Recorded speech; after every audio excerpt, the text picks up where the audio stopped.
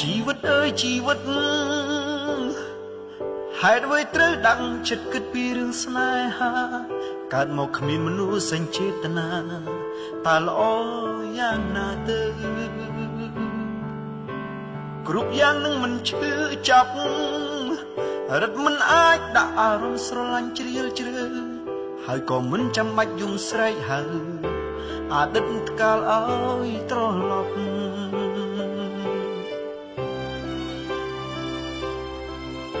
មនុស្សស្មោះមានប៉ុន្មានអ្នកមិនដែលខ្ញុំឆ្វាក់តែស្រីចិត្តកាកៃឃើញខ្ញុំស្លូតរឹតបានដៃបដូរស្នេហ៍ពី3ឡើងដល់10ស្រីស្មងលើលោកនេះមានម្នាក់សម្រាប់ខ្ញុំឬអត់បើមានសុំស្គាល់មុខផងតើបានទេខ្ញុំចង់ភ្ជាប់និស្ស័យ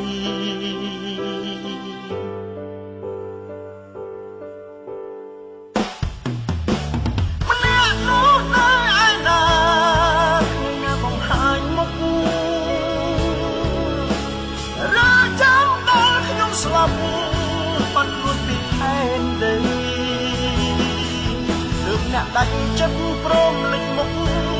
ឬចាំដល់ជាតិថ្មីតើបានប្រយោជន៍អីបើខ្ញុំត្រូវការអ្នកជាតិនឹង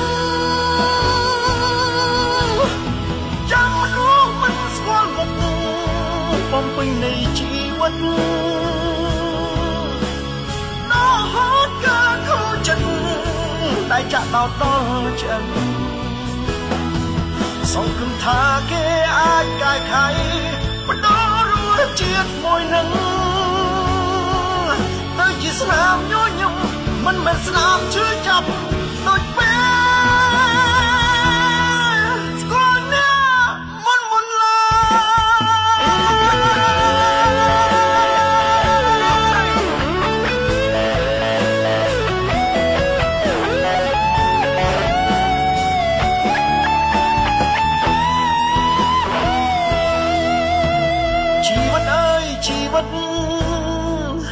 ហេតុអ្វីត្រូវដាំងចិត្តគិតពីរឿងស្នេហាកើតមកគ្មានមនុស្សសេចចេតនាតើល្អយ៉ាងណាទៅគ្រប់យ៉ាងនឹងមិនឈឺចាប់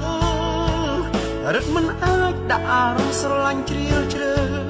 ហើយក៏មិនចាំបាច់យំស្រែកហៅអតីតកាលឲ្យត្រឡប់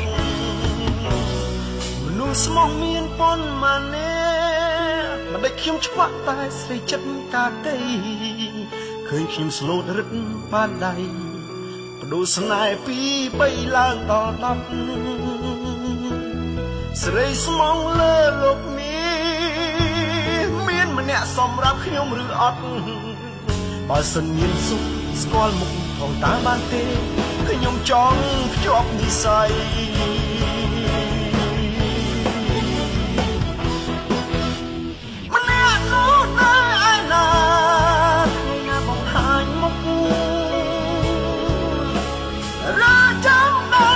ស្លាប់បាត់ខ្លួនពីផែនដីទើបអ្នកដាច់ចិត្តព្រមលេចមុខឬចាំដល់ជាតិថ្មី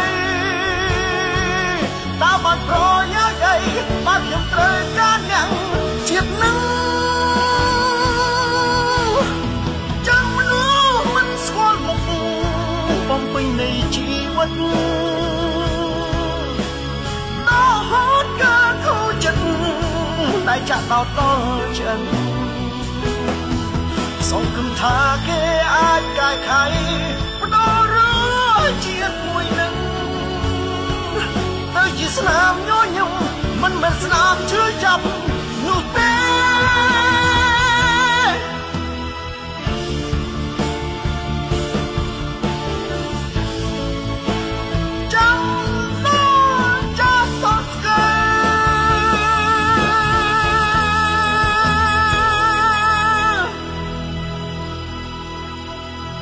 ក៏នៅតែ